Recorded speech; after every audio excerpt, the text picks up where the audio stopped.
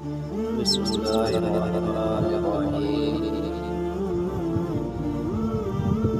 تذکرہ ابو البشر حضرت آدم صفی اللہ علیہ السلام۔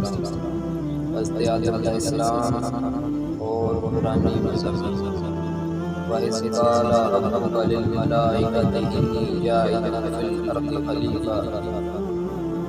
اور یاد کرو جب تمہارے رب نے فرشتوں سے فرمایا میں زمین میں اپنا نائب بنانے والا ہوں۔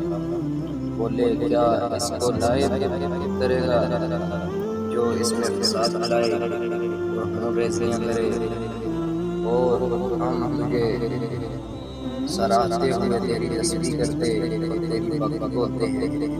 اللہ تعالیٰ نے فرمایا مجھے معلوم ہے جو تم نہیں جانتے، اور اللہ تعالیٰ نے حضرت آدم علیہ السلام کو تمام اشیاء کے نام سکھائے، پھر سب اشیاء کو ملائکہ پر پیش کر کے فرمایا سچے ہو تو اس کے نام بتاؤ۔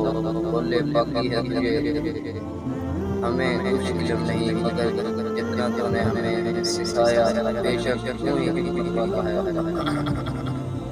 فرمایا اے آدم بتا دے سب اشیاء کے نام۔ جب ہم نے یعنی حضرت آدم علیہ السلام نے انہیں سب کے نام بتائے، فرمایا میں نہ کہتا تھا کہ میں جانتا ہوں آسمانوں اور زمینوں کی سب ہوئی چیز میں، اور میں جانتا ہوں جو کچھ تم ظاہر کرتے ہو اور جو کچھ تم چھپاتے ہو۔ اور یاد کرو جب ہم نے فرشتوں کو حکم دیا کہ آدم علیہ السلام کو سجدہ کرو تو سب نے سجدہ کیا سوائے ابلیس کے، منکر ہوا اور غرور کیا اور کافر ہو گیا۔ اور ہم نے فرمایا کہ اے آدم تم اور تیری بیوی اس جنت میں رہو، کھاؤ اس میں سے بے روک جہاں تمہارا جی چاہے، مگر اس پیڑ کے پاس نہ جانا کہ حد سے پڑنے والوں میں سے ہو جاؤ گے۔ تو شیطان نے جنت سے انہیں الگ دی اور جہاں رہتے تھے وہاں سے انہیں الگ کر دیا، اور ہم نے فرمایا نیچے اتر آپس میں ایک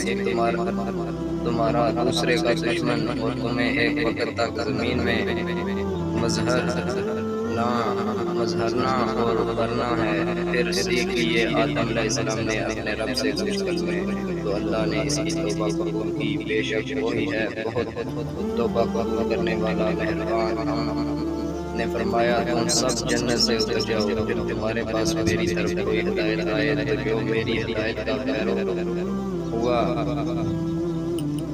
پیرو ہو اسے نہ کوئی اندیشہ اور نہ کوئی غم، اور وہ جو کفر کر مجھے اور میری آیتیں جھٹلائیں گے وہ دوزخ والے ہیں، ان کو ہمیشہ اس میں رہنا ہے۔ ایسی اچھی ویڈیو دیکھنے کے لیے ہمارے چینل کو سبسکرائب کریں اور بیل آئیکن کو پریس